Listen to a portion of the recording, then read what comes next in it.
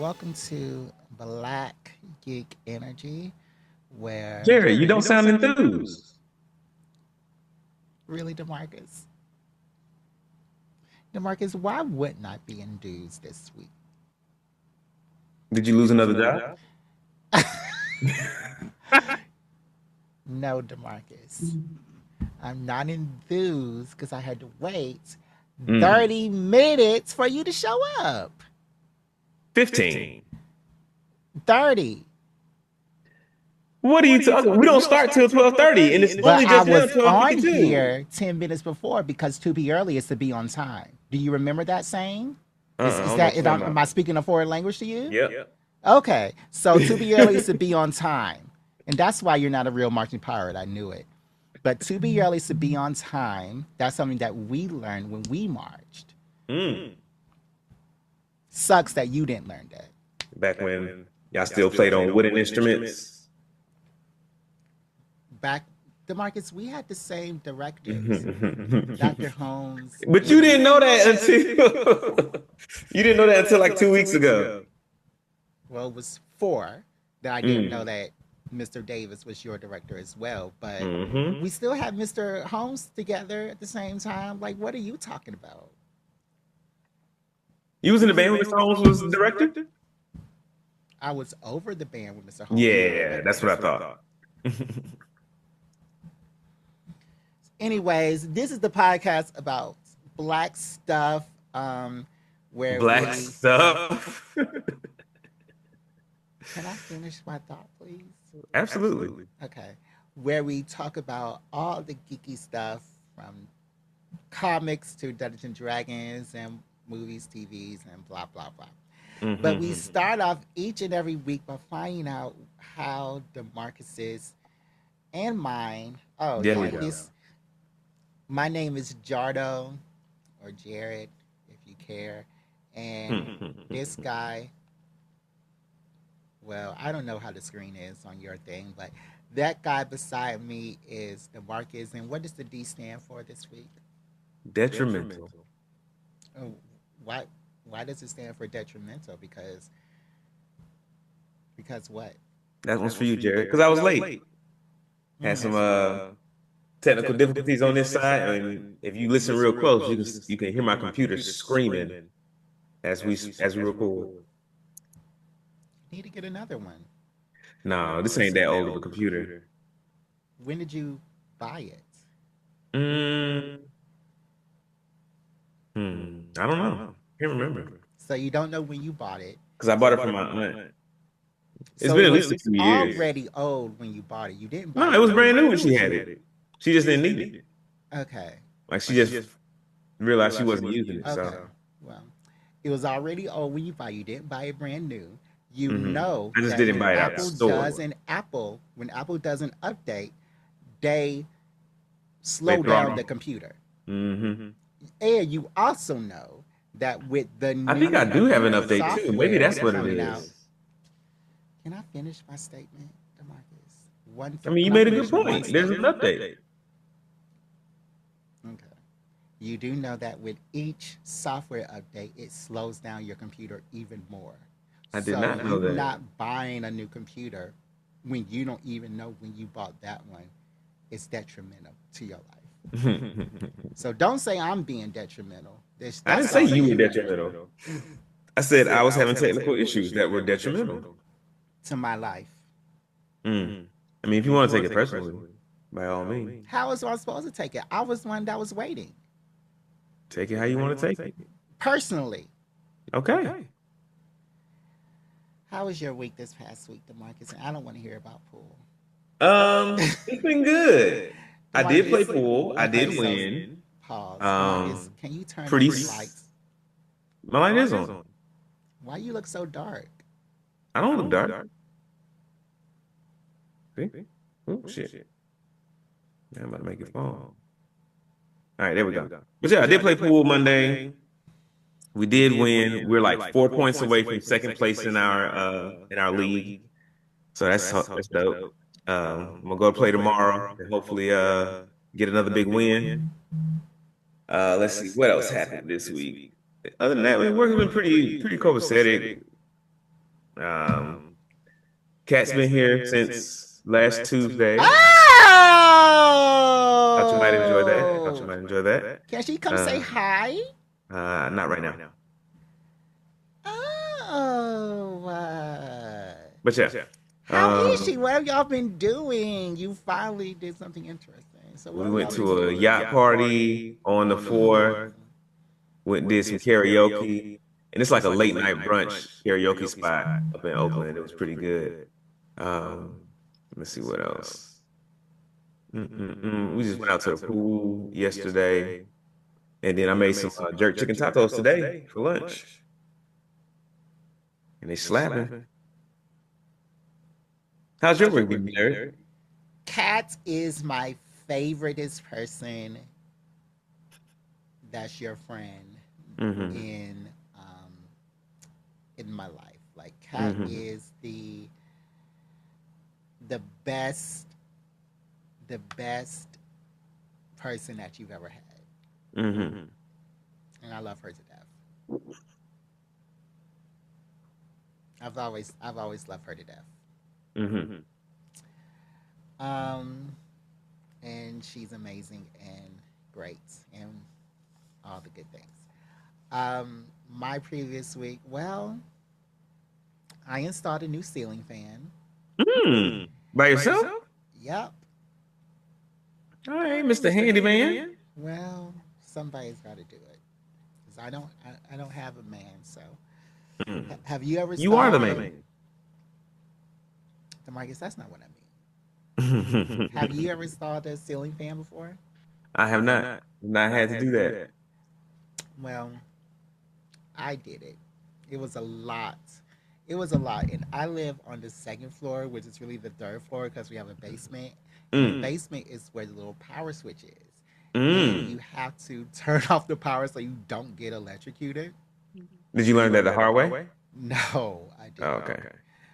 But okay, so my fan has been in my ceiling for 30 years. So it was a lot of figuring out how to disconnect it in the dark because I had to turn the power off. So how did I have any lights? So I had to figure out how to disconnect it in the dark. Did you not do it in the daytime? Yes. Okay, then I imagine you could just open the windows and let some light in, no? No. Because it's 90 degrees outside. I mean, just open the blinds. Don't open the window itself. That wouldn't help because my window is all the way back there and my fan is all the way over there. So the light wouldn't have helped that much. And then it was a mess. So I installed my fan in the dark. Well, I let that fan down in the dark. Then I was able to set up my fan, and I did that in a different room of the house. And I hoisted it up, and I did a whole bunch of reconfiguring and doing all this stuff. And when I finally finished, I prayed to the gods because if my fan didn't work, then I would have just been an SOL. It would just been a decoration on top of my ceiling. But because you weren't gonna take it back down and fix it. I wasn't gonna take it back down. I wasn't doing none of that. But in the end, my fan did turn on, and it's so nice. Let me turn it on right now. You can.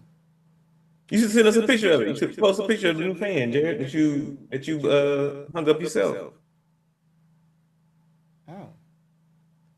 So first of all, it's so cool. Oh, and I just turned it on. It's so cool. Oh, because you can control it from the your phone. fan is actually like cool. Like it's very cool, and I can do a whole bunch of stuff, like have different light settings. It connects to my phone, and it's a really great device. So. That's what's up. And I got it for $20. Thanks The fan? to yeah. Shut the front door. Yeah, it was usually $20, and no, it's usually $159, and I got it on sale for $20 thanks to Twitter. So I was like, I need a new fan because the fan I have doesn't work. It's old. It's Mm-hmm. very dusty and dingy. So I was like, let me plug up this new fan.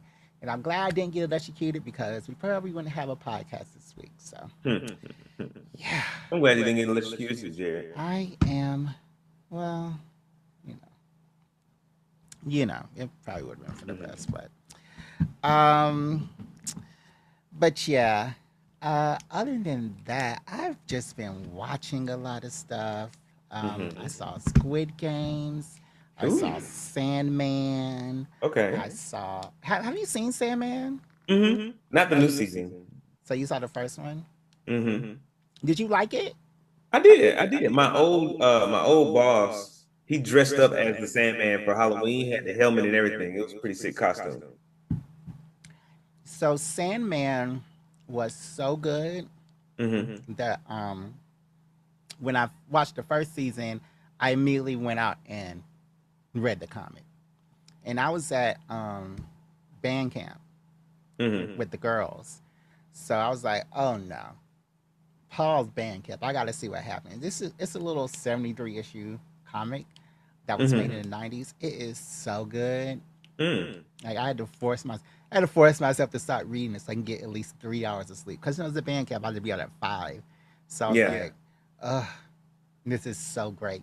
And Golly. I also started to watch, this new anime season.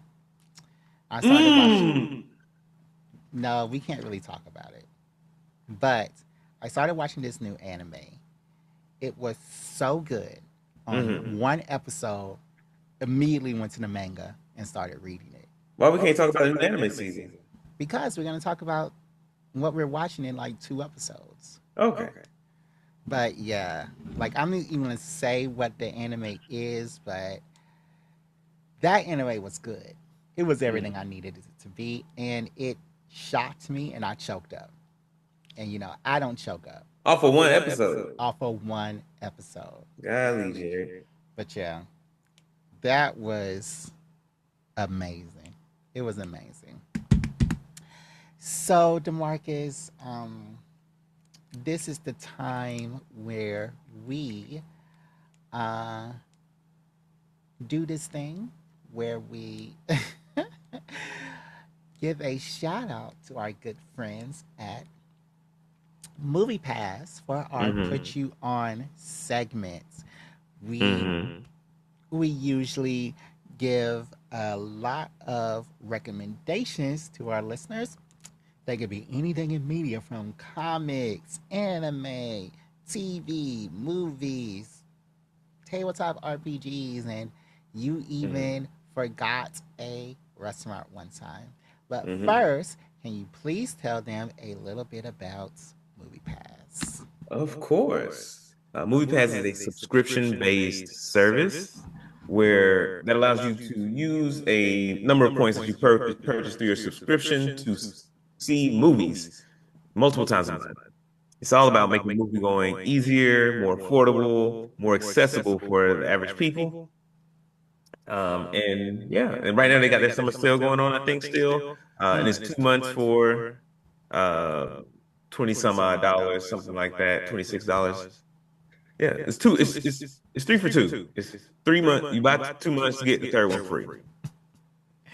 And that's Okay. movies all summer. That's the whole summer. All the Marvel joints, all the blockbusters, all the scary movie stuff. I know what you did last summer. They got what's coming out July 25th?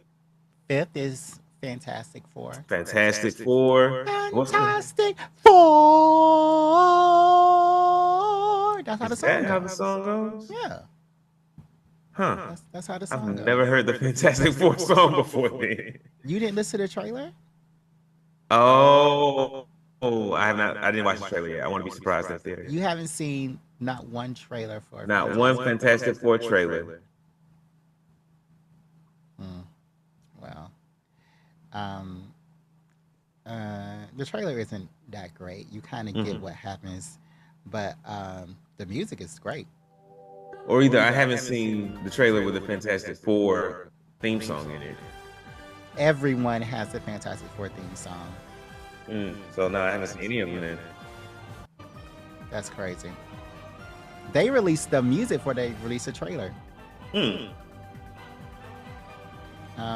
It's by who is this by? Oh yeah, Michael Giacchino, who is an amazing. Michael Giacchino is an amazing composer. Who I first found out who he was from the TV show Lost, because he did all the music on Lost, and then he did Wall-E, and he is an amazing composer. But Okay.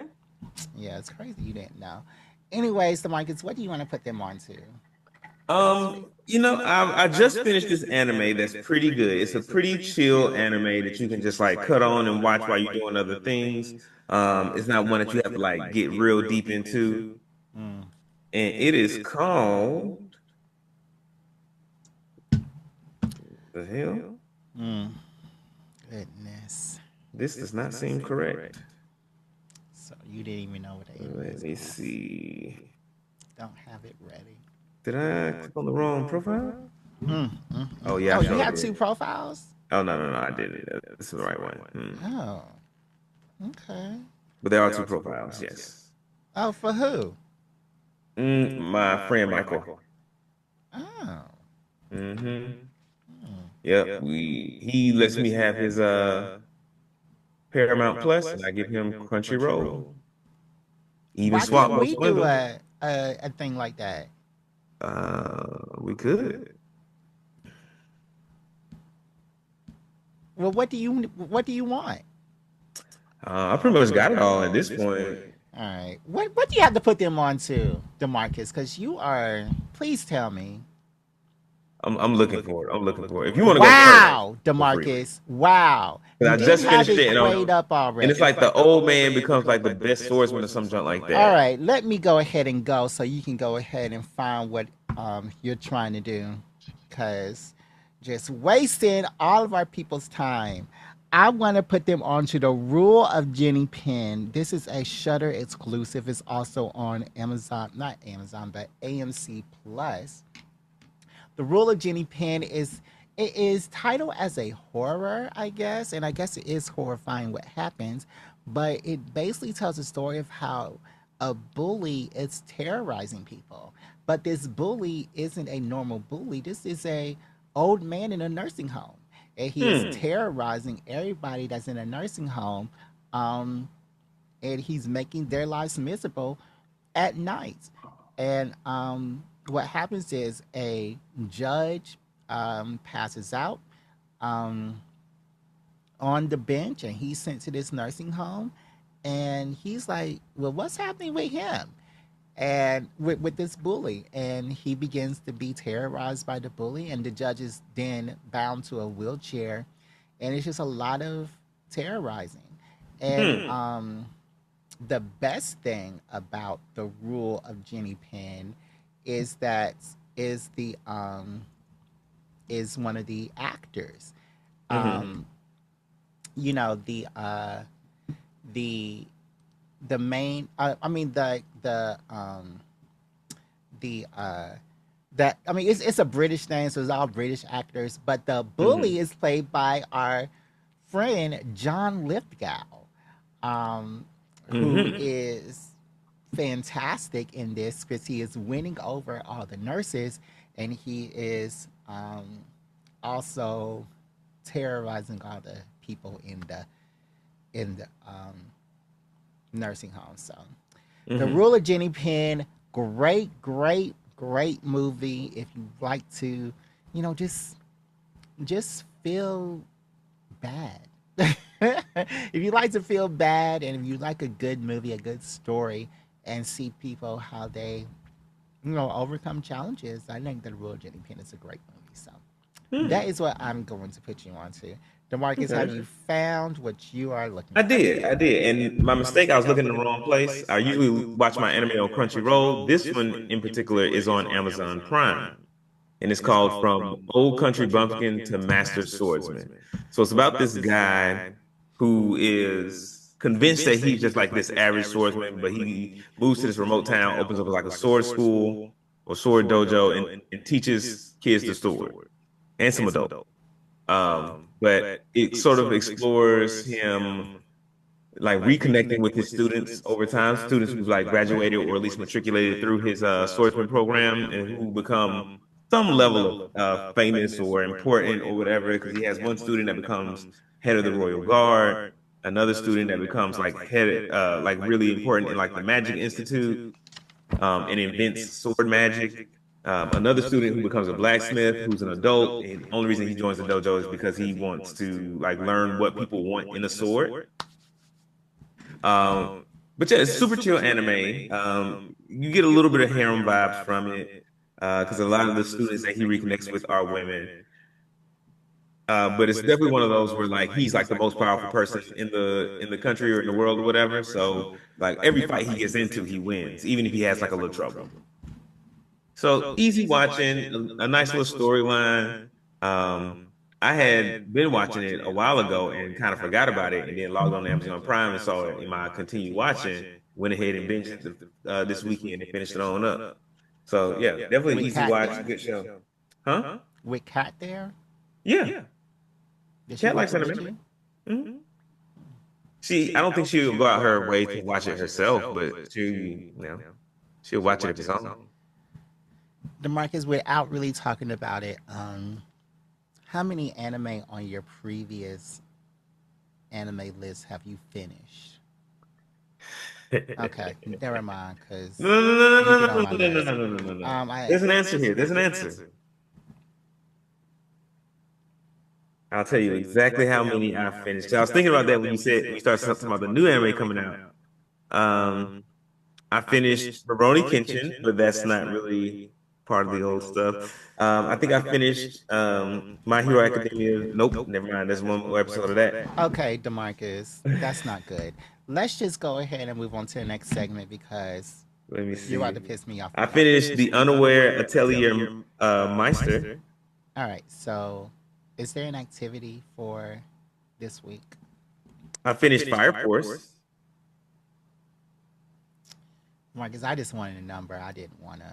Two. Two is the number. That's crazy.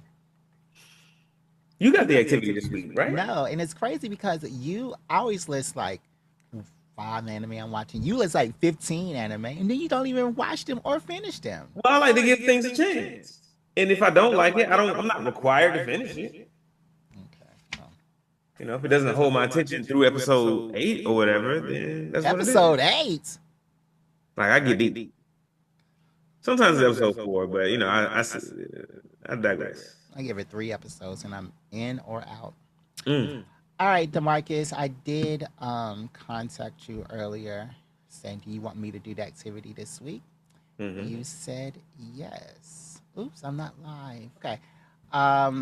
Yeah, you did ask me if we can have an activity for this week, and I said, sure, I can have an activity ready for this week. And again, on something that I like to do, just make things a little bit easier.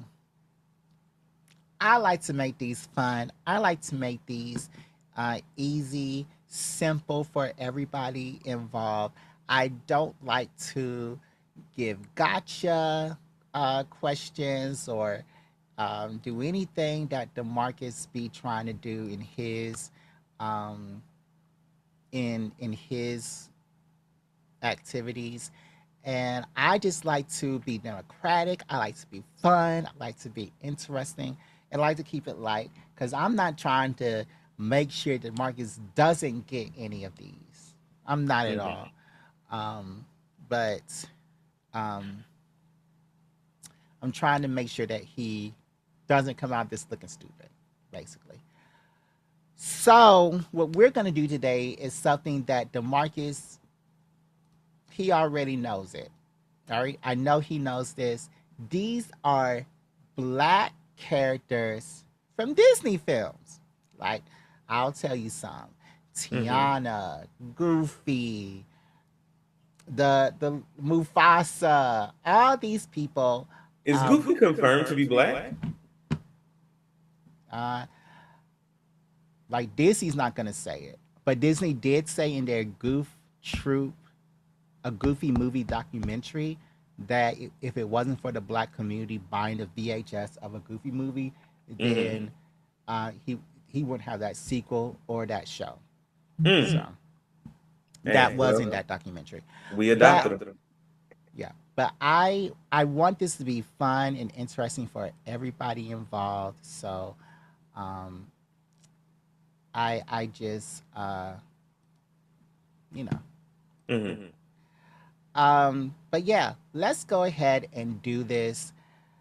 10 black Disney characters. Here we go. Are you ready? I am ready. Am I only naming the character, or do I need to name the actor, the show? What am I doing here exactly? You're not naming the actor. I don't even know the actor to a lot of these because this is the movies and it's the TV shows. Um so yeah, I'm doing both. But or the show. I guess if you name the show, it could be extra points. Yeah, yeah. If you could name the show as well, I give you an extra point. All So right. it is um, uh, possible you can get 2 points, but I will say that if you can't name the character, you also can't name the show for an extra point. So I cannot get points from naming the show if I cannot name the character. True.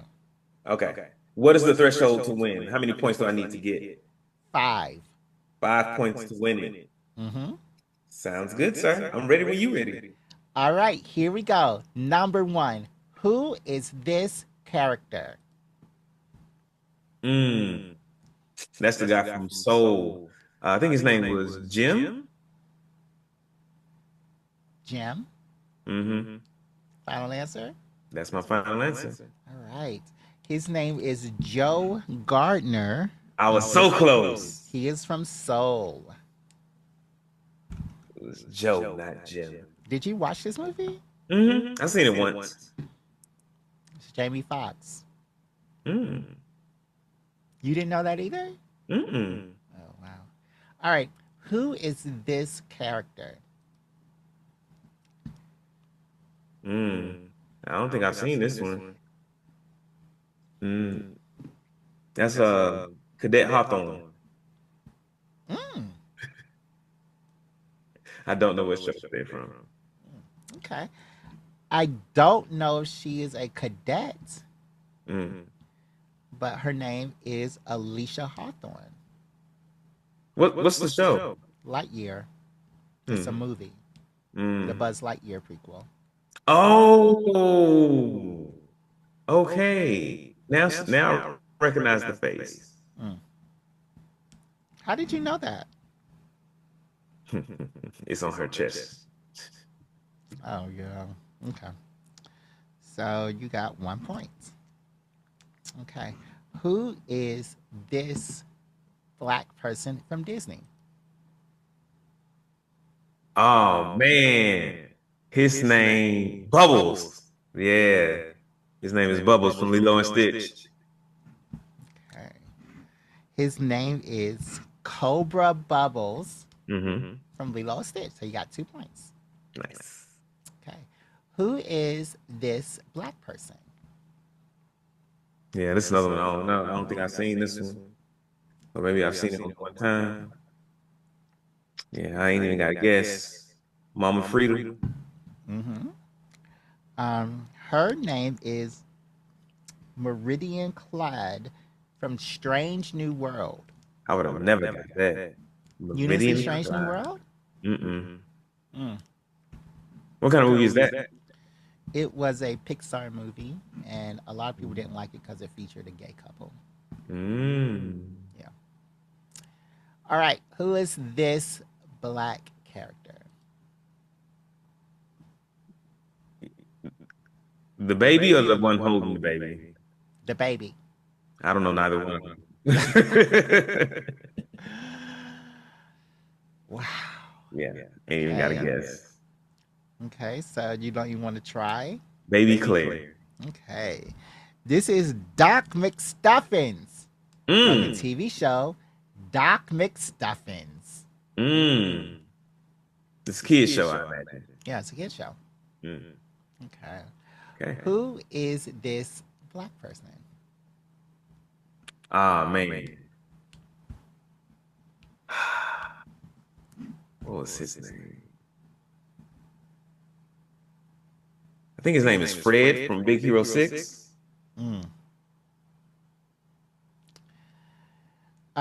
His name is Wasabi from Big Hero 6. All right. You had the movie, just no cigar. Yeah. All right. Who is this black person? Oh, that's played by Tevin Campbell. That's Powerline from a Goofy movie. Okay. All right. That is Powerline from a Goofy movie. Congratulations. Do I get 3 points because I named the actor too? No. Okay. If we would have said at the beginning, you would have 3 points, but no. DeMarcus, you have 4 points. I should have 5. That's 2 for this one, right? Yeah. And I got 2 for the last one, and I got 1 point on the one before. Wasabi, you did not. No. Not that last one. I got 1 point. I got 2 points for somebody else. Cobra Bubbles. Yeah, I got 2 points for Cobra Bubbles, and then I had got 1 point for somebody else. You said it. You said it. That's 1 point. Alicia Hawthorne. So that should be 5. No. No. Why not? Because. And even if it's 5, the threshold is 7. So again, let's go. Let's keep going. Let's keep fucking going. Who is this black person?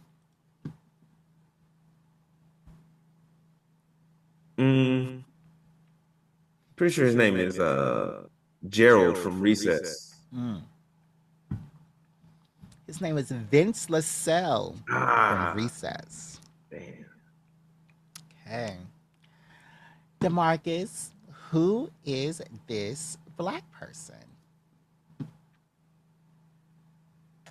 That's Wade from Kim Possible. Okay. Okay, that's Wade from Kim Possible. Okay. And finally, DeMarcus, who is this black person? I don't know who that is. I don't even know. Maybe the show is Flapjack. I don't know. Flapjack is not a Disney movie. You're right. Yeah, I have no idea who this person is. You don't want to take a guess?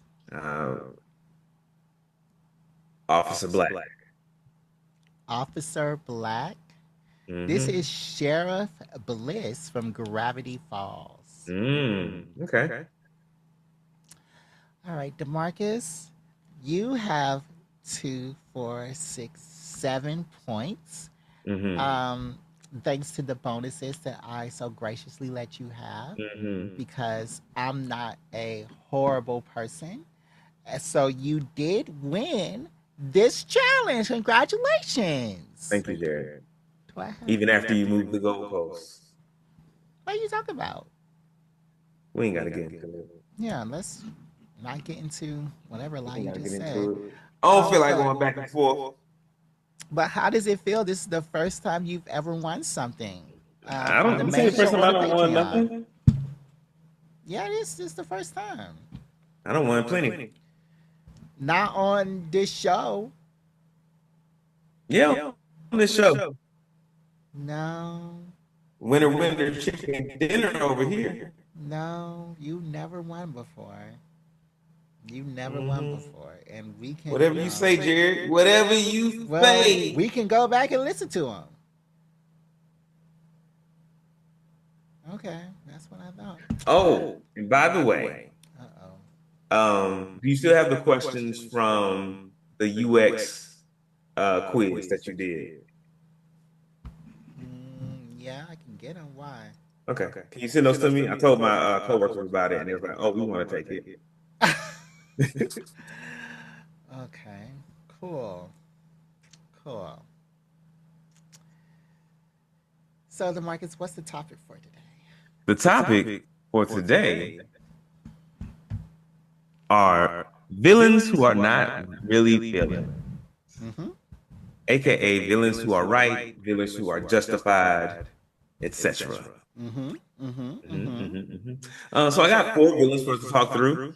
Mm-hmm. Hopefully I can get through them. Hopefully I can get through them pretty quick, so we don't spend 45 minutes on this. But Why? If we having an in-depth conversation, I mean, because I still want us to be able to do like the wrap up stuff at the end. The questions from Six Brown Chicks and all that, we'll and be able to not do have that. this podcast be 2 hours long. Well, No, I don't but know. we'll be able to do everything.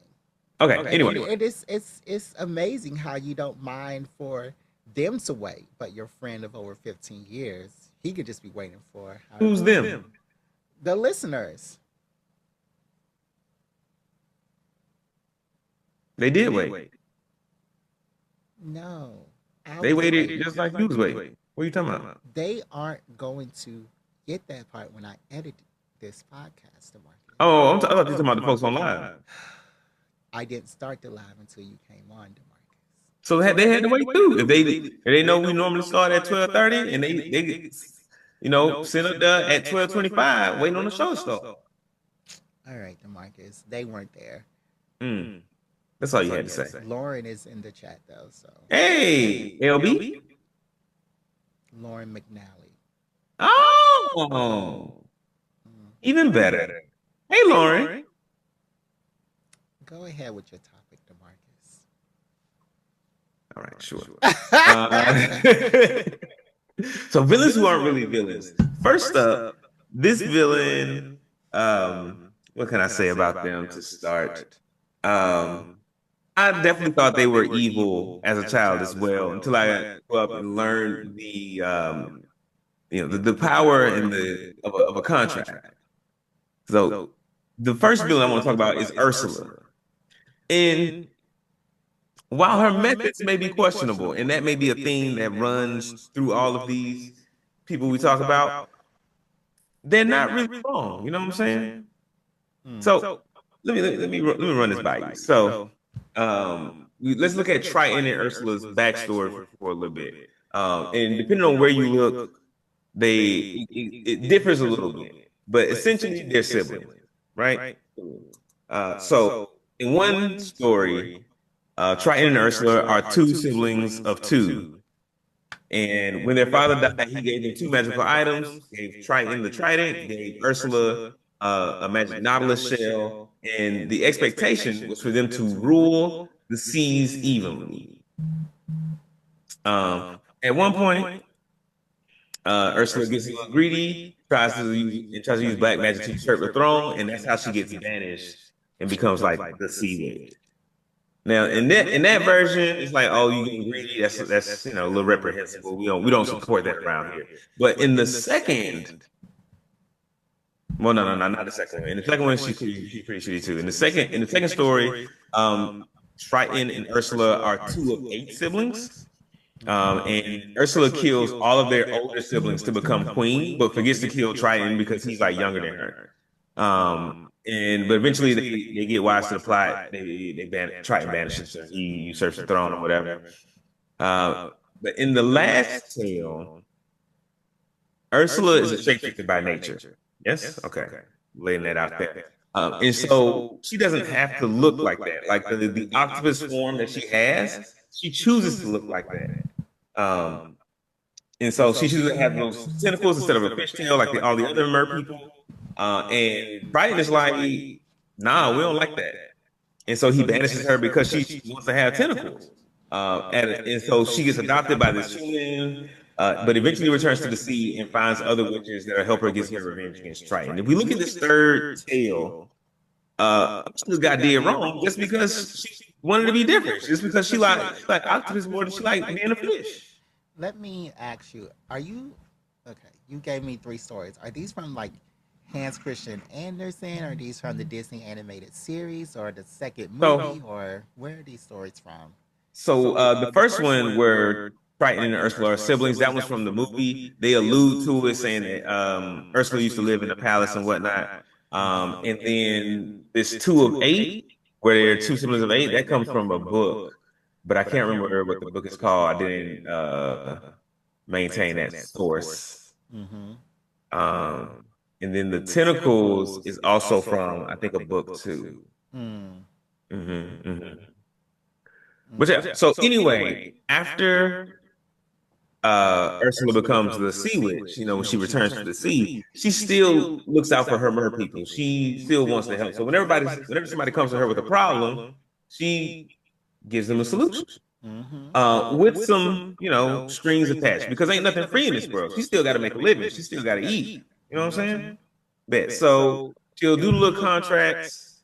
Folks, if folks uphold their end of the bargain, no muss, no fuss. They go on about their way.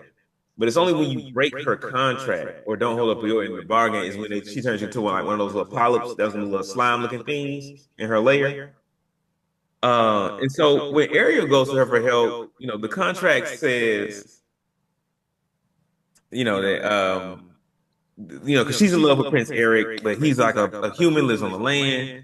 Ariel needs legs. You can't get something for nothing. So Ursula's like, look, you trade me your voice, I'll give you the legs. Go get your true love, girl. Mm-hmm. Sounds supportive to me, or at least a transaction. So all Ariel has to do is get true love's first kiss.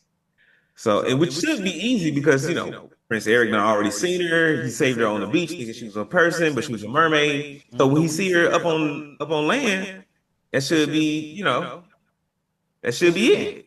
Mm-hmm. Yeah. But if Ariel doesn't get the kiss, Ursula's like, oh, I done did all, oops, shit. I done did all this work for nothing, Okay. and I need to be, reimbursed. Mm-hmm. And so she would Ariel would become Ursula's servant for the rest of the time or whatever. Okay. That is the consequence of breaking the track. Mm-hmm. So breaking the contract. So she don't even get turned into a polyp. That's not even, in her contract. Mm-hmm. So she did a better deal than most of the other mermaids that go to her for help.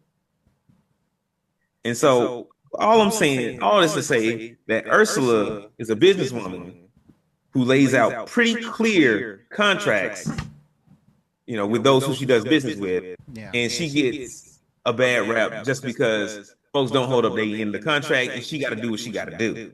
Yeah. Now, she does have bad blood between her and Triton, but that's that brother sibling stuff, and that ain't got nothing to do with her and her contract with Ariel. Mm-hmm. I don't think that she should have been villainized for the entire movie, for an entire fandom, just because she got bad blood with her brother. That happens all the time. Yeah. Yeah, she does. I think that her story is fleshed out in the second one in the animated series, and it goes into the type of things that Triton would do to Ursula, because we never see that in the first movie.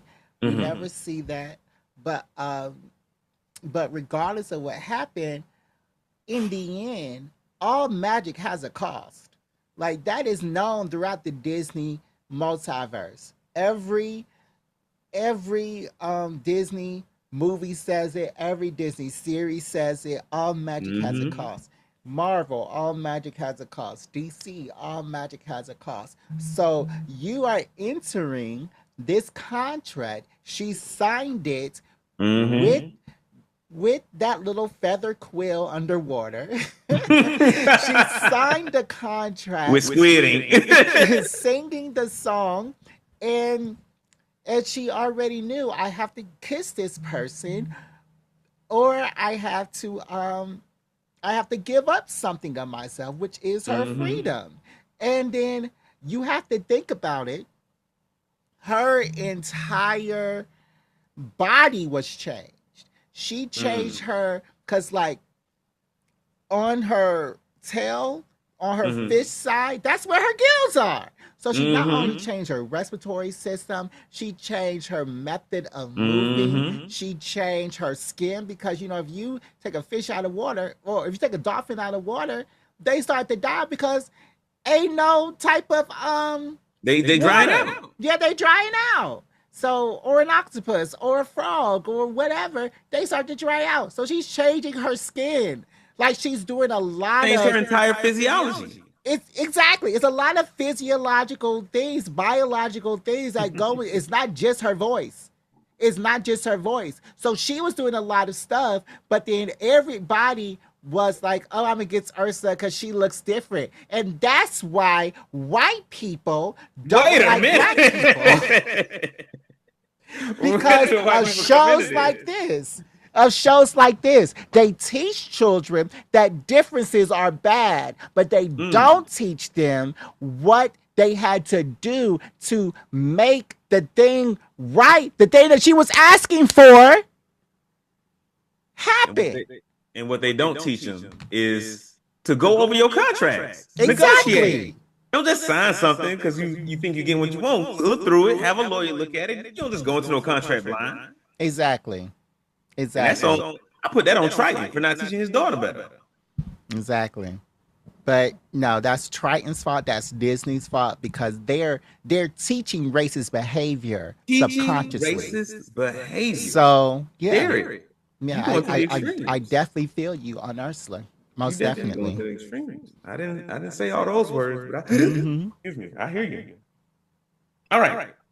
Villain number two, who's not really a villain. Mm. And again, methods may be questionable, but once you hear about some of his upbringing, your mind may change as to why he chooses to have such a direct approach to all of his goals. Mm. And so the next villain is Jafar. Mm. Full name is Jafar Ahmad Al Muda. So here's something I bet you didn't know. Jafar was also a street rat.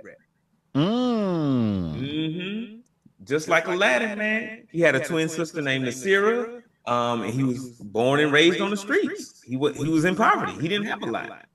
And you know how Agrabah was. You saw how they treated Aladdin. They did Jafar Mm-hmm. the same way. Riff raff, street rat. So he developed a desire for power, and looking at his upbringing, this ain't come from like, oh, I just want to be powerful. It's like, no, I want to be safe. I want to be protected. I want to take care of myself and my family. And so Mm-hmm. he educated himself. You know what I'm saying? Took his instead of going the route Aladdin went, where he just trying to like, Still. steal the heart of a princess and marry into wealth. Jafar said, I'm gonna make it on my own. I'm gonna get it out the mud. And, every day I'm in there studying law and studying, politics, learning how to like talk to people, persuade them to get what I want, how to make deals and whatnot. And so eventually he worked his way into the palace court, and then eventually worked his way up to being the Sultan's royal vizier. So it ain't just like he popped up there. That wasn't no nepotism. He wasn't given that position. He earned that position. You know what I'm saying? Working on the laws and making the Agrabah better for the people. Mm-hmm. So, and then he wasn't born with magic. All that sorcery stuff he was doing, he had to learn it. So at the same time, he learning the law, working on his political acumen, serving as the royal vizier. He's also he learned magic before he got into the palace, but Mm. at the same time he's studying all of that stuff. He's also studying magic. Mm. He spent a big period of his life studying magic and magical techniques, and that's where he found like his hypnotic staff, and then later would continue his magical research as the royal vizier and learn about the magic lamp. Mm-hmm. And he's looking at this as a way to gain more power and protect himself and keep himself fed. And we don't never find out what happened to his sister. Mm. So maybe his sister died, and he's like, "Shit, I'm never gonna lose nobody else again." Yeah. Yeah. So while serving under the Sultan, Jafar soon begins to think he's like, I will make a better Sultan than this guy. And if you look, the Sultan, Jasmine's father in the movie, is like a child. He always playing with his little Legos. He be running around trying to feed Raja cookies and feed Iago cookies and crackers and whatnot. And Jafar When he did leaves, everything. and is more concerned. Say it again. I said Jafar did everything. Jafar did everything. That's the point I'm about to get to. Like while the Sultan is over here running around, and his main concern is making sure his daughter marries well, Jafar is actually handling the day-to-day business of Agrabah. He's doing all the governance. He's making sure shit stay running smoothly. And additionally, the Sultan is just like easily manipulated. You know, which could lean toward like how Jafar got into his position, being able to talk, say the right things. But at the same time, if you're a sultan, you should be firmer of mind, Mm-hmm. you know. And so the all this to say, Jafar just wanted to save his country and protect himself, and was willing to go through extreme methods to do it. He realizing that the Sultan is like, pretty much a bumbling idiot. He used his little hypnotic staff. He's like, hey, sometimes this man need a little nudge in the right direction to do what's best for the kingdom. Mm. Yeah. So, while his methods are extreme, they're a bit harsh. I do not think Jafar should have been painted as a villain the way he was. Yeah. I think that up until the last week of his life, he Mhm. wasn't bad. He wasn't Yeah, bad. he And was harsh. He was strict, but yeah, not bad. yeah, and I like a strict ruler. I've said it countless times. I like Doom. I like Black Adam. I like Namor. So I like a strict ruler because the people are always going to be happy. I Hmm. think that the hypnotic staff may have swayed him on the evil side more, and Hmm. I Hmm. think that uh, I think he used that to like a cheat code. Mm. But all in all, I think that the way things happen at the end of that first movie, um, Jafar Jafar was just too focused on defeating Aladdin and Hmm. getting the lamp, and he Hmm. lost focus of what really mattered, and that was the people of Agrabah. Yeah. And I think that he should have remembered what it was for. So Hmm. up until that last week of his life, Yeah. because he's the only person, well, he didn't die, but he's the only one that was changed forever, Hmm. on a genetic level. Hmm. Um, he's the only person that can't go back to being who he was. Hmm. But you just said, and I didn't know all that, he was raised on the streets of Agrabah. He Hmm. learned on the streets of Agrabah. He learned magic. And Hmm. then what was Aladdin doing? Stealing bread. That's how they opened the movie. That's how they opened the him and his monkey was stealing from Hmm. people who also Hmm. worked hard to get to where they were. Yep. So I really think that, I think that he should have gone the route of where he swayed the people Hmm. to usurp the throne instead of doing it by magical means. Hmm. But Hmm. besides that last week of his life, Jafar was great for Agrabah, and he could have gotten that throne if that meddling kid didn't come into the picture. Right. Imagine you got years of plans laid out, and you come into the accumulation of all your plotting, of all your carefully laid plans, and then some riffraff off the street from the same streets that you own. And so it's not an immediate hate. It's just like, look, I recognize you, boy. I was you. Mm-hmm. I've been there. And And it I know just. you ain't doing the right thing. You Mm-hmm. come up in here, you stealing, you know what I'm saying, and then you see a pretty girl, you know what I'm saying, you just trying to dip your wig. And I'm Yeah. not finna let you ruin all of my plans. So I can understand why he was like, yo, Exactly. this man is the biggest threat to my success right now. Exactly. Like I'm on And the verge of completely changing this country for the betterment of everybody, mm-hmm. and he finna ruin it all. So I can Mm-hmm. understand. I can understand it. And it really goes to show that Disney is again planting these subliminal messages, because they're all not white people.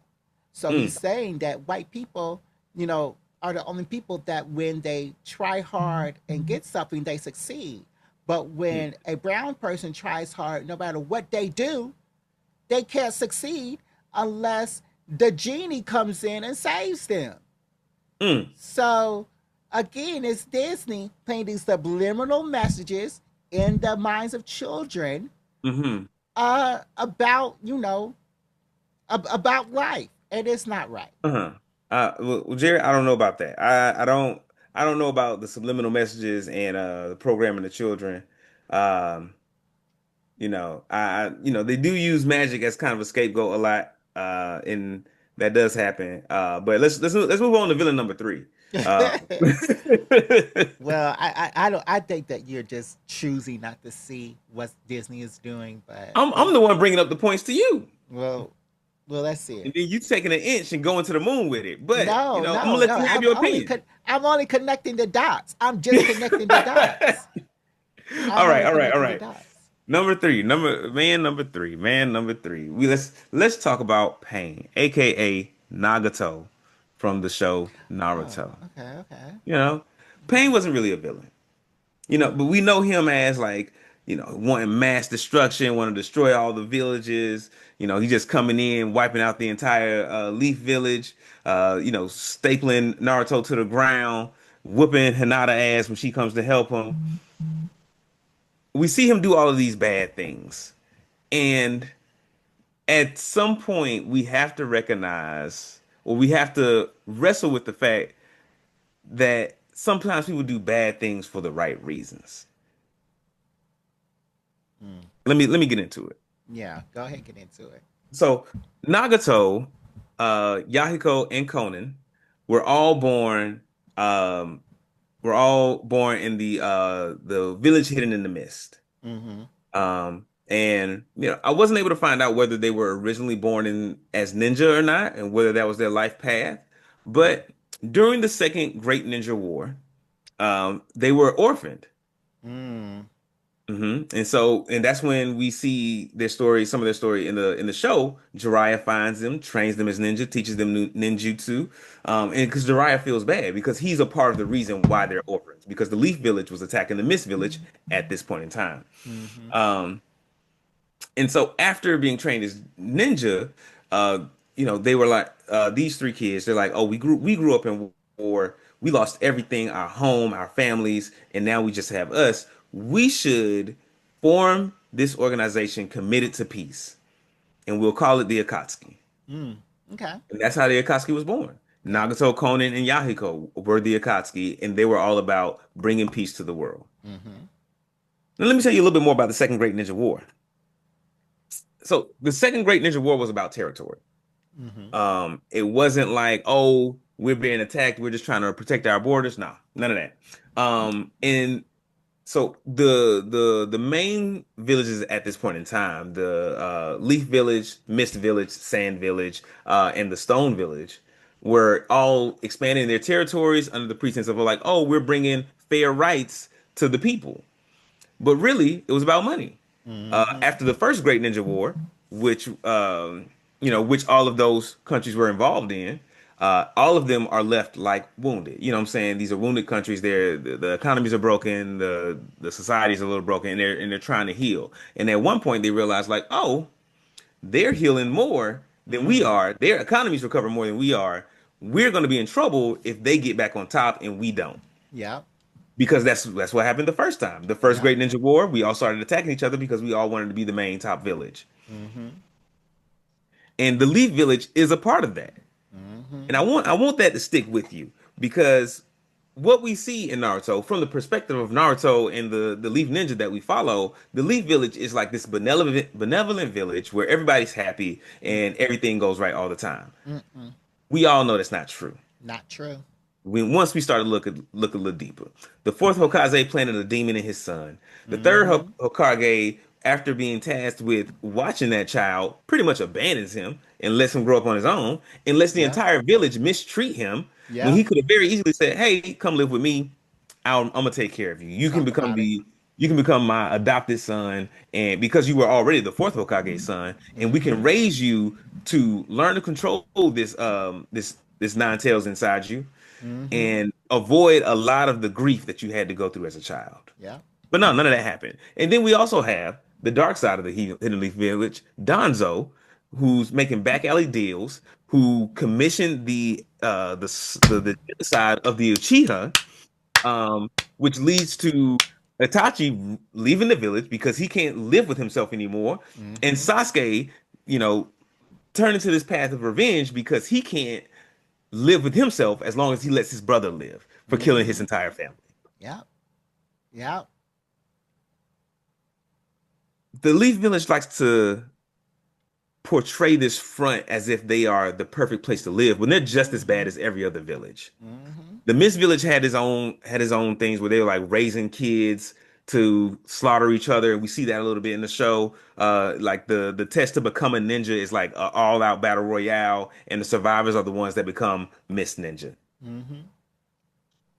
So,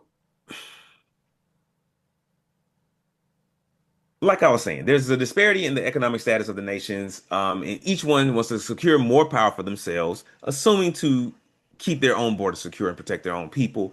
And Nagato refers to this, the Second Great Ninja War, as the war that the Leaf Village started. Because we can see in the show, when we go to the Leaf Village, it's prosperous. They got Mm-hmm. buildings, there's construction going on. They always got them stone faces up there. Like Yep. they living good. Yep. But when we visit every other village, Let's talk about it. the Sand Village, they living in huts made of dirt. Squalor. They they poor. We go to the Mm-hmm. Mist Village, everybody's killing each other. It's lawless. Criminals everywhere.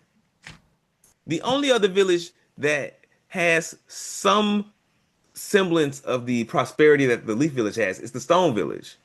The And Black Village. and I would believe that's because they black and they mind their Mm-hmm. business. Yep. Yep. They say, hey, saying we only gonna fuck with these wars if they touch us, and once you Mm-hmm. touch us, we taking you down. Mm-hmm. The Tsuchikage don't play that. He say, you keep that shit over there, we gonna stay in our village and keep our shit to ourselves. That's true. So back to the story of Nagato. At some point, the three of them were tricked by Hanzo and Danzo.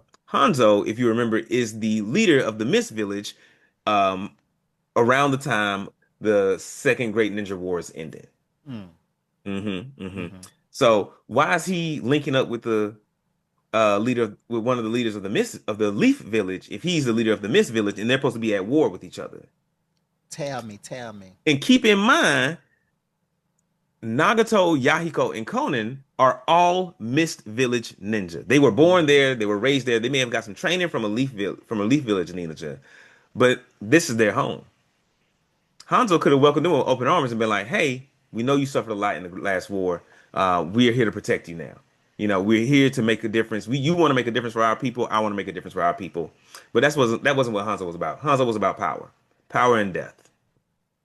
So he links up with Danzo, and leads them into a false negotiation. Like, hey, we've been fighting for a while. We want to talk to y'all and come with a peaceful solution. But once they get there, it's a trap. And they pit Conan and Nagato against Yahiko. And they have to choose, and we saw a little bit of this in the flashbacks in the show. They have to choose, do you want Nagato to live? Or do you Conan and Yahiko, well, do you want Yahiko to live or do you want Conan and Nagato to live? And y'all have to make the choice. Which forces Nagato, being the altruistic, benevolent hero he is, to go ahead and say, you know what, I'm not gonna put that choice on y'all. Let me just go ahead and sacrifice myself so that y'all can live because y'all are my friends and we've lost too much already. Yeah. And at least if I die by myself, y'all will still have each other. So he sacrifices himself and plunging the other two into a new wave of grief. Imagine having lost your entire family. You find this second chosen family, these people you grow up with, and you set out on this goal with to like bring peace to the world, and now you lose one of them too. That's a lot for anyone to bear, man. That's a Yeah. lot. I don't Yeah. know if I could. I don't know if I could. I don't know if I can handle that. Me neither. I don't know if I could keep going, trying to bring peace to the land Hmm. after you've killed my family and killed my brother. At that point, what peace? What peace? What But peace? Nagato's mind didn't change. Mm. Just his methods. Just his methods. So Mm. that situation solidified that the Leaf Village was untrustworthy. And so was the Mist Village. And Mm-hmm. Nagato said, you know what? Ain't none of these villages really looking out for the people. They all about securing more money, more wealth, more power than the other village.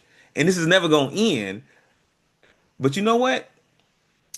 My looking at my own life, my own journey, Nagato says, after I lost everything, that's when I became committed to peace. And since I've tried the peaceful way, the diplomatic way, the way of the savior, and it didn't work, and the people in power turned against me and took more from me, maybe if I show people the true horror, the true devastation of war, Mm-hmm. the true grief of loss, they will see that peace is the way to go as well. And that's what leads him to uh, changing his goals from changing his methods from the peaceful savior to the destroyer, the ravager that we know him to be. But Nagato's ultimate ambition was to end war and suffering. Um, you know, having gained that goal by surviving the loss and over and over again, he developed a philosophy that the only way for others to also see the value of peace was to go through the same suffering he did. And that's why he has the saying, like, the world shall know pain. Suffering is the way to peace. That's why he talks like that. And that's when he changes his name from Nagato to Pain, and starts controlling the six paths of pain, those reanimated uh, bodies. Mm-hmm. So all of this to say that grief and loss creates heroes, and grief and loss also destroys heroes. True. And in this story, like, you cannot help but see the parallels to any grieving country now. Hmm. Like, look at Pakistan. They have been in war all their lives. They are losing their families in one fell swoop. They Hmm. are having to fight for food from the country that is trying to blow you up. And Hmm. then you expect me to want peace? No. You want me to We want can nobody to get only hurt? Nah, we I've can tried that. exactly. We tried that. We can only secure peace by making you understand what war is. Mm. And that's Nagato's whole thing. It is not a it's not a it's not something new in anime. It's the same thing was in Full Metal Alchemist Hmm. and Brotherhood. Hmm. The same thing that they were fighting for with the imperialistic country. It's the same thing that Pain is fighting for. It's the same thing that Pakistan is fighting for. The same thing that Congo is fighting for. Hmm. So you have to see the parallels in these people, and you can't be upset with their methods. The Leaf Village is not that great, but Say y'all it. but y'all Say love it. y'all love wearing the headband. The Leaf Village is not that perfect. The Leaf Village is America. That's what I was thinking when I was researching this. The Leaf Village is America. The Leaf The Village Leaf is Village is a machine of America. war that is only prosperous after war. After war. Just like America, our country only does well right after a war. Right after we beat somebody ass and take everything they got. And take everything that they have. So, yes, I totally am here for Nagato and Pain and the Akatsuki, is that what they Hmm. call it? Yep. And all their methods. Jiria needed to die for what he Jiraiya? did. Yes, Mm. he needed to die because he was a war criminal. He was a war criminal. He was A a war lot of those criminal. people in the Leaf Village need to die. Like, just Mm. because they're doing silly things and have their porno book, that doesn't mean that they did not commit atrocities. They all needed to die. Yeah. Because So Jiraiya wasn't killing people on no battlefield. I want to make that clear. He when Jiraiya had a hand in Nagato and them losing his family, that was an attack on the Mist Village itself, on the citizens of the Mist Village, not the ninja. correct. The Leaf Village was trying to incapacitate the Mist Village in such a way that they could no longer retaliate. They weren't fighting their army; they were fighting their Exactly. people. Exactly. And so y'all want to say, "Oh, that's the way of the ninjas," subterfuge and sabotage. There's still rules to this, man. Exactly. Because once you take away the rules in war, everybody dies. Exactly. And it's Including always the people Jiraiya. at the top. It's always your Donzos, your Hirozens, your Mm-hmm. Saratobis. that sit away from the war and make all the decisions, telling the young Hmm. people to go to war and kill people and bear the weight of those souls. Exactly. Exactly. That's why, like, I tell people, Boruto is better, but y'all don't want to hear me because in Boruto, there No, I is don't no want to hear war. There that. I is don't want no to hear that at war. all. Like, I don't nothing's want to watch happening. Like, Naruto. but look, nothing's happening. It's just them fighting dinosaurs at a prison. I would rather. I was more entertained by Naruto in the war. I mean, of course, you're an American. I'm You an are an American. American. I'm an American. This is what America has taught me. I'm a victim of my circumstances, of my environments. Mm-mm-mm. All right, I got one more, Jared. Okay.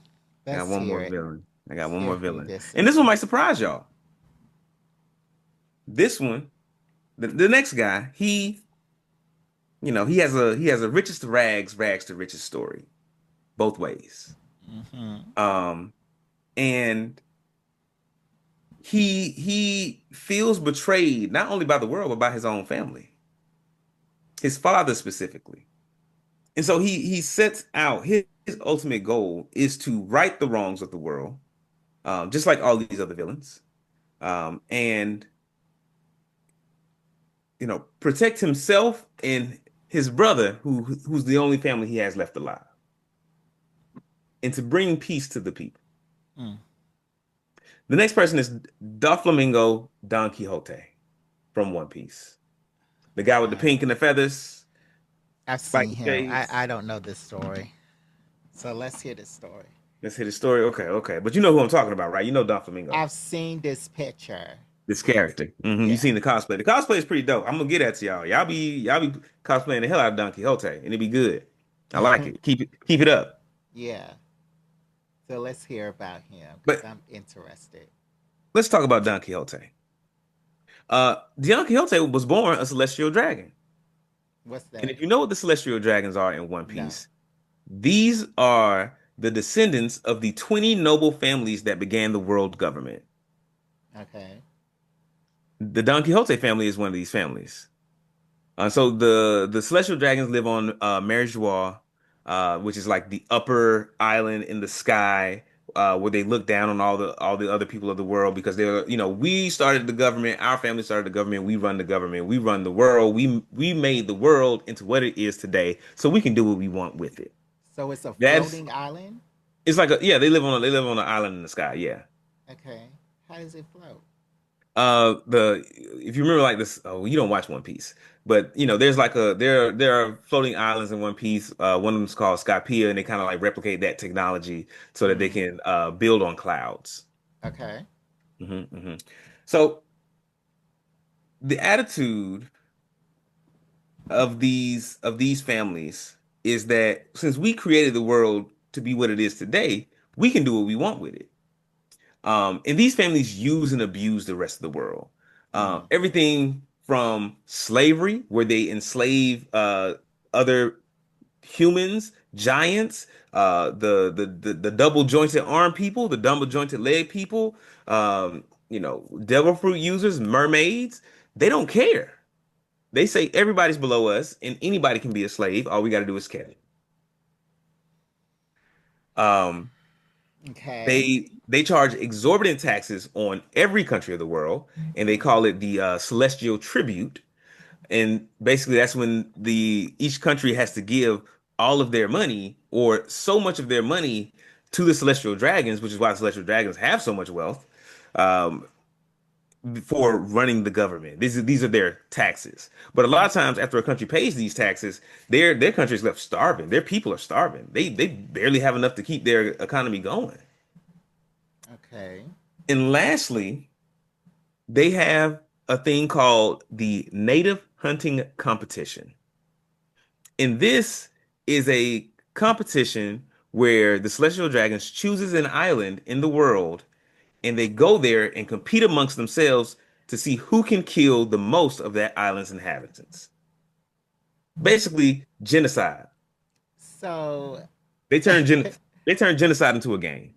okay. So, how is this person a good person, Demarcus? And Because, so let's hold on now. Hold on now. We're gonna get to it. And so every family in the that started the world government is not like this. There's one, the Nefertiti family that we meet when during like the Dressrosa arc. I think that's the Dressrosa arc, like where all the sand is. They're one of the families that started the world government, but they're like, we don't want to place ourselves above the people. We're gonna stay here. And the rest of the celestial dragons look at them as traitors. They're like, hey, yo, fuck y'all, because y'all ain't down to do illegal shit to the rest of the world. So And let me can I ask you a question? absolutely. So does each celestial dragon have their own floating island, or are they all on the same floating island? So they're all on this same floating island Okay. together. Yeah. Okay. They each have their own like section of the island or whatever. Like they have their own estates, Okay. but And they're it's all in the same 26 of place. them. Hmm? It's 26. It's 20 of them. 20. 20 Okay. families. There are 20 Okay. families. And really, there are only 18 families because the one family, the Nefertiti family, decides not to go with them to the floating island.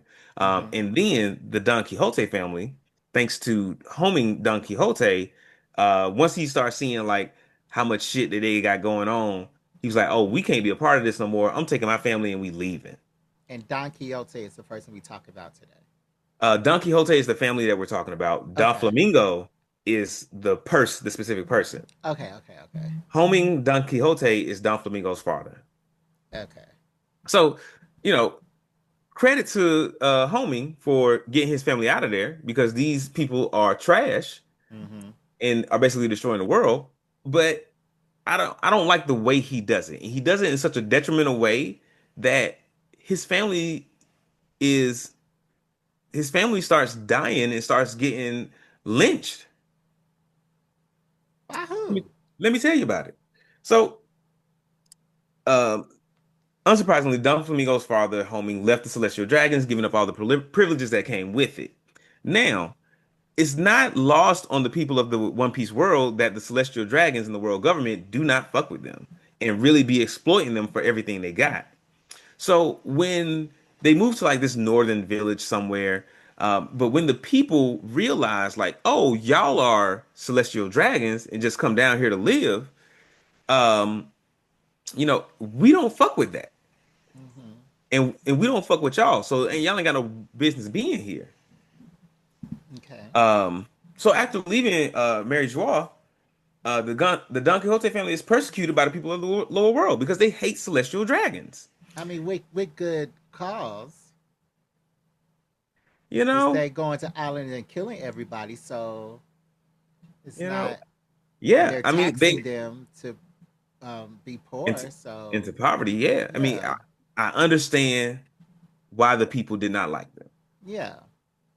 Do I condone them? Running this family out of town, out of their home? Not really. Do I condone them torturing, hanging, and beating homing Rosinante and Doflamingo? No, I don't. I don't think that was the right way to go about that. And the only silver lining here is that his mother didn't have to go through that, only because she died a lot earlier from an illness. Because when they left the Celestial Dragon Island, she got sick, and then they couldn't afford the medication and the treatment that she needed. So she dies in squalor. So okay, now we're the consistency is off because we just talked about how Pain went through things uh like his whole family destroyed. He's the only Hmm. one that's left, and Hmm. uh, uh, he is making peace through war. And Hmm. now you're saying that these people doing the same thing to this family and it's bad. Hey, let's keep going. We can talk about the intricacies of this. I'm just talking about the what I want to point out is the effects that this had on a young Doflamingo. Hmm. So imagine you somewhere between, you know, 5 and 10 years old. You get ripped out of your home, where you were basically a prince. You had everything you wanted. And you might be a little spoiled because, you got everything you want. But being spoiled doesn't necessarily mean you're bad. Hmm. But you ripped out of your home by your father who's standing on his morals all of a sudden and wasn't doing this any other time. Y'all live in poverty now. your mother dies because you can't afford Oh, okay. treatment. I'm sorry. So they were living in poverty. So they weren't like Hmm. set up in a mansion. No, no, no, no. Like when they left the Celestial Dragons, when they left the marriage wall, they were like living in a shack. Mm, So they went from palace to shack, okay. and they ain't really had no money for real. So because the Celestial Dragons cut them off, they said, "Oh, you're basically a race traitor," because Celestial Dragons see themselves as gods. Mm, You know what I'm saying? They see themselves as actually being different from other humans because they wear them bubbles on their head because it's like, oh, we don't even want to breathe the same air as regular people. mm, okay. Um, yeah, so when someone leaves the Celestial Dragons and turns against the Celestial Dragons, they take it personally. They're like, oh, you don't think you're good enough for us? Or we're good enough for you? Hmm. All right, cut it all off. Um, so mother dies from illness. His family is chased out of their shack home that they managed to scrape together after leaving the Celestial Dragons because the people are like, we don't fuck with you. Why are you here?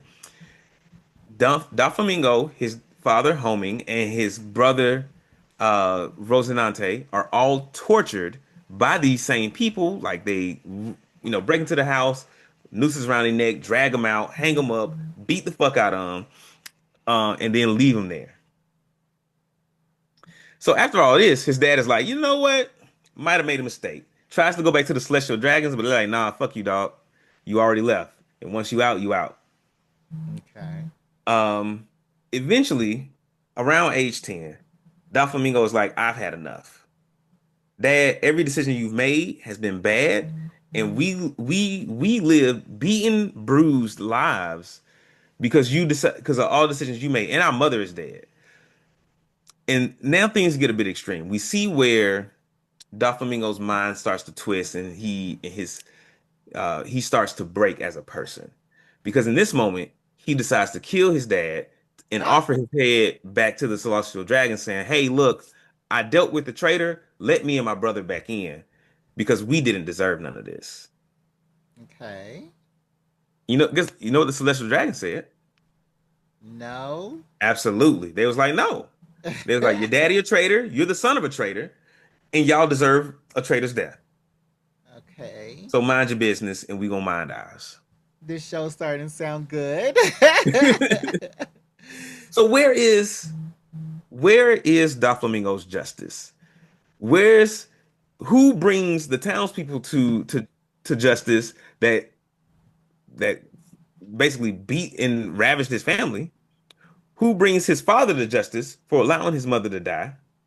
Who brings the celestial dragons to justice for, you know, not helping them once they tried to not once but twice trying to rectify the situation? Where's Doflamingo's justice? He decides to go get it for himself. So he becomes a pirate. And because he was born in Mariejois, he knows some of the secrets of the celestial dragons. And like one of the treasures they have that allows them to rule the world the way they do.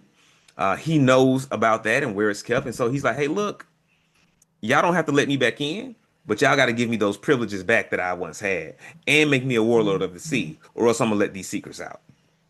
So Hmm. he realizes that asking for forgiveness, suing for peace, or pursuing peace, or rectification when it comes to these people who have all the power is not going to work, and that he's going to have to take it. Yeah. So he teams up with Kaido. I think Dressrosa might be the country that Doflamingo founds. And Alabaster is the Sand Kingdom where the Nefertiti family lives. But after all this, and he gets his warlordship, Doflamingo's goal becomes to destroy the celestial dragons and bring down the world government that abuses not him, not just him and his family, but the entire world, to Okay. free the world from their collective oppressors. Okay. So, in my book, this is not a villain. This is a Yeah. revolutionary. Yeah. He's not trying to destroy the world. He's trying to free the world.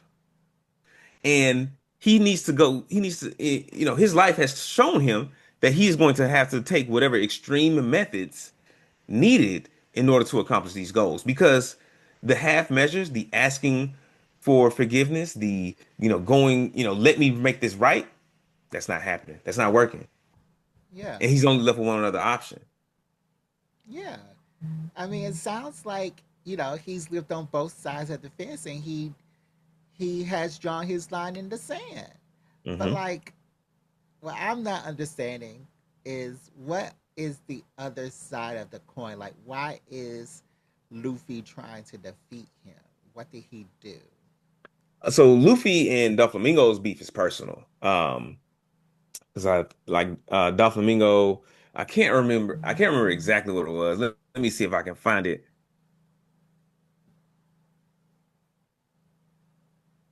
Okay. Because, yeah, it sounds like, it sounds like he's a good guy. Sounds like he's trying to do stuff for other people. So I'm just not understanding what the issue is. Maybe everybody need to chill out because these celestial dragons sounds like the problem. And they really are. And they do the same thing that our government does to us, is to Mm. pit the people against each other so Mm. that we don't feel like we're together. We feel isolated. Yeah. And then they come in and ravage our towns. Like, yeah, them, and then they have slaves, and then they like that's crazy. That's crazy. But mm, And so, like I was saying, Luffy and Doflamingo's beef is personal because mm-hmm, Doflamingo is already beefing with Trafalgar Law, who Luffy ends up becoming friends with because Rocinante, Doflamingo's brother, raises Trafalgar Law and eventually gives him his devil fruit power, gives Trafalgar his own devil fruit powers. And Doflamingo blames Trafalgar Law for Rosinante's death because that's his brother. Uh, Law blames Doflamingo for Rosinante's death because that's who like adopted him and raised him. And other than that, like we get back into um, strict rulers versus evil rulers. And Doflamingo was a strict ruler up in Dressrosa. He's like, look, these are my rules. You follow them or you get dealt with. mm-hmm, And I created this country so that people can enjoy their lives and be free. And as long as you are, you know, doing that, we ain't got no problems. But yeah. Luffy showed up in his country like, oh, I don't like how you doing things here, and you beefing with my boy Trafalgar, so I'm finna wreck your whole shop. Mm. Yeah, so I don't know much about One Piece. I am gonna watch the remake or the redo of it when it comes on Netflix. I am Hmm. interested in doing that. Is that the But live action? no, they're doing a truncated version of the show. Hmm. Like, I don't know how they're reducing the things, but they're gonna do a truncated version of the show on Netflix. Mm. They're making it now. But I think that'll be good. yeah, I'm interested in that. But yeah, uh, this just seems like this Don Flamingo person. He's been through a lot, with his Hmm. family. He's seen riches, and he was in the room while these imperialists were were plotting and scheming, and then they abandoned his family. So he had his first thing of betrayal. His father was not. His father was not, being a good father. He let his mother die, so he felt on him as. And how old was he when he killed his father? 10 years old. Yeah, he felt that he had to, like, imagine a 10-year-old having to make that choice. Yeah. So, Him yeah, and Rosinante were both like crying right there, while Doflamingo had the gun to his dad's head. Like it's an impossible position to put any child in. yeah, And I and can't, and I don't want to speak on his motives or what he should have done there because I've never been in that situation. yeah.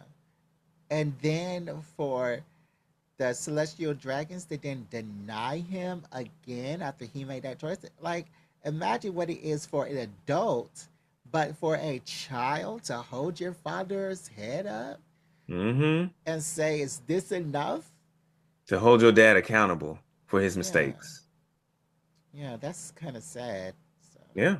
Absolutely, man. And so I start to change my mind on these villains from being villains to they're tragic heroes, Mm-hmm. Yeah, twisted as they might be. definitely. Hmm. Wow, Demarcus, I didn't know that. I knew about Ursa. I didn't know Jafar started out as a street rat. I didn't know the whole Pain saga, and I definitely didn't know about Don Flamingo. But that was interesting. I'm glad you enjoyed. Wow. I'm glad you enjoyed Yeah. it. Yeah, Yeah, maybe that we'll was do another one of great. these segments. Yes, we should. We should. Um, wow, that was very interesting. Very, very good. Hmm. Uh, yeah. Do you want to do a question from Six Brown Chicks or? Yeah, I'm down for a question. I'm a little live now. I need to chill out. Maybe this Yeah, question to help me calm down. yeah, because yeah, 'Cause I'm heated. I'm thinking about because this Don Flamingo person, like, do I need to start watching One Piece? I mean, maybe a few select arcs here and there. No, I would have to go all the way back to the '90s. Oh Mm. God. Would Okay. you? One Piece started in the 90s? Yes, the late '90s.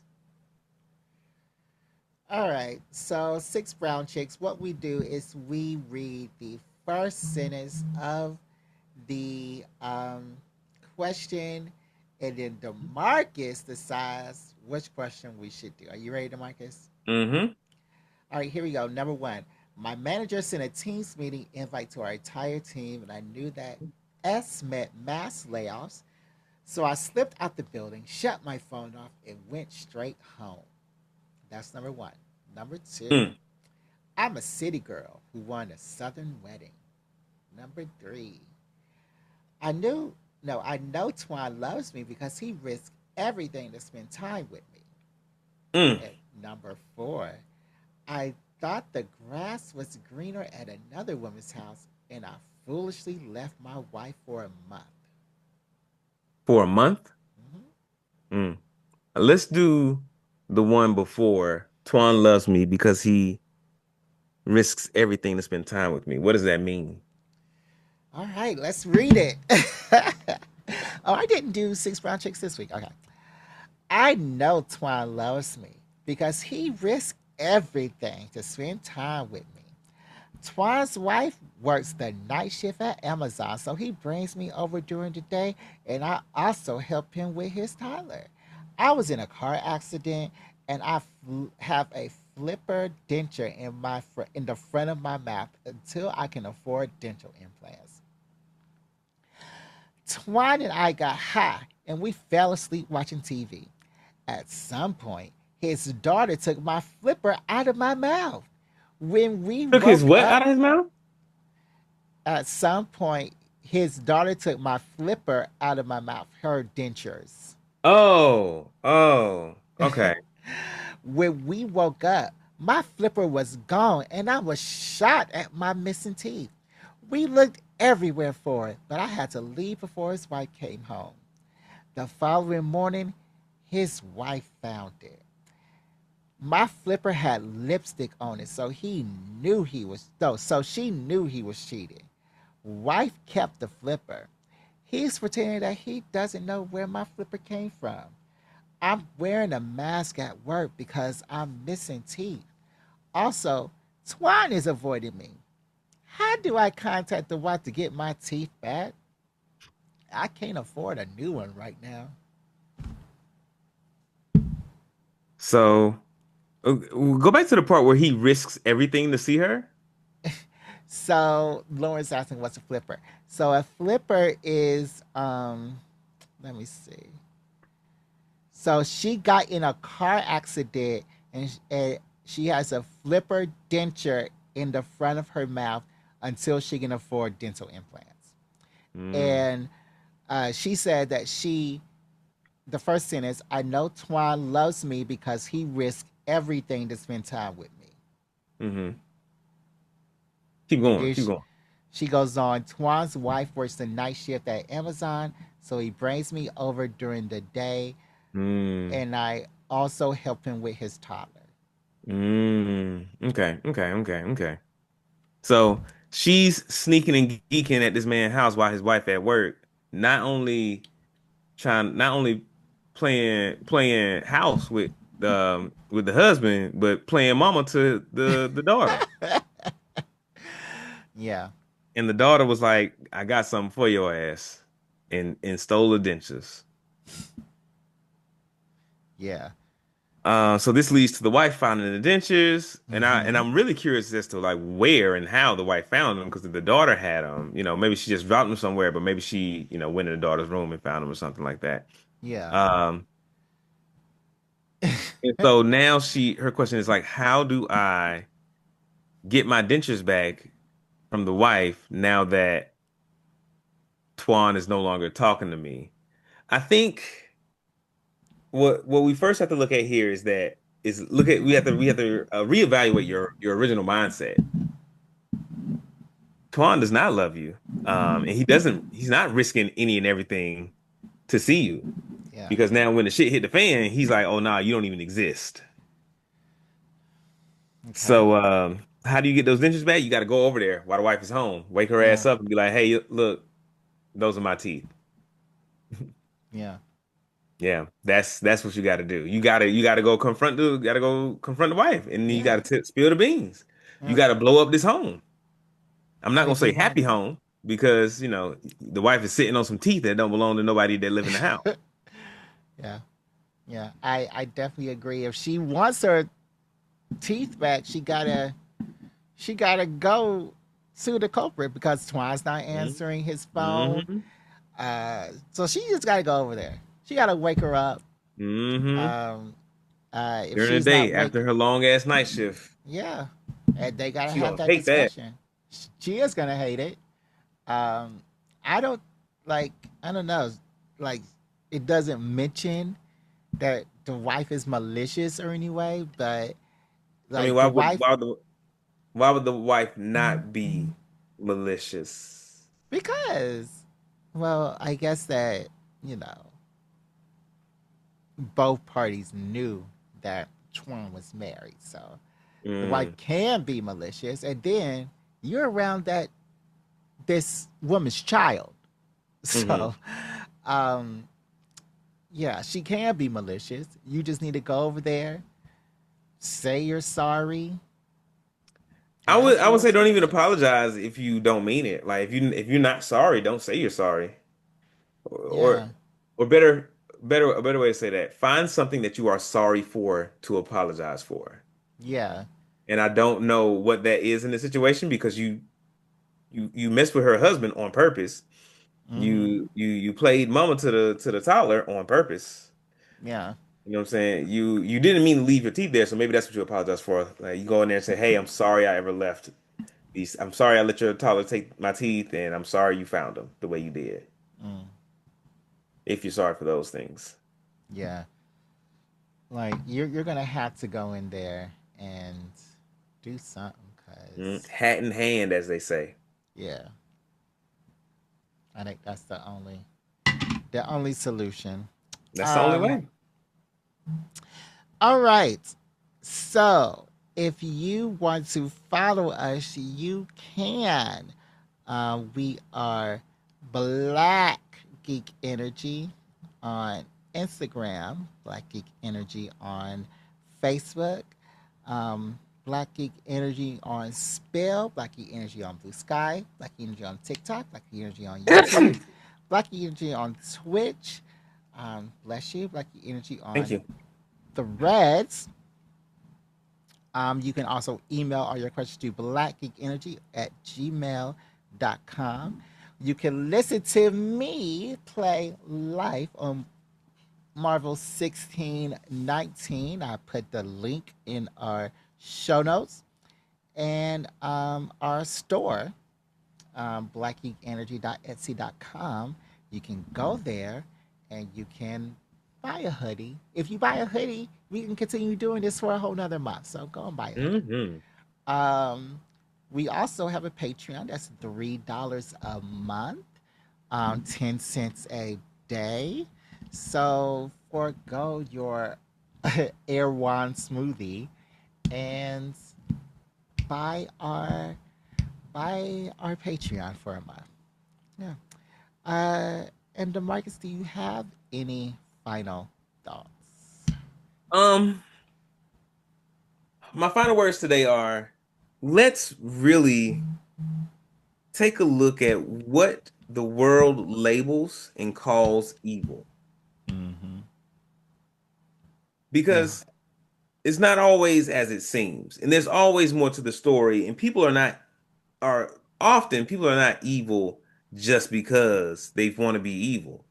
They're usually a victim of some circumstance and environment that forces them into a way of life that they would not have otherwise chosen. Yeah. Also, you need to look at who is labeling these people as evil, because Mm-hmm. y'all Because you be can't go ahead. Sorry. y'all be listening to every word that Walt Disney says, and he's the Grand Nazi himself. The Grand So Poobah. the Grand Poobah. So you gotta pay attention to who is saying this stuff. Mm, mm, mm. Okay. Because you can't be committing genocide and then call me evil for protecting the people. Right. Because I Right. blew up your weapons factory. Now I'm evil. Right. When you've been using those weapons on us for the past 20 years, what are we talking Exactly. about here? What, are- what Exactly. what's your frustration? Mm-hmm. Mm-hmm. All right, everybody. This was another episode of Black Geek Energy, and we are out. BGE.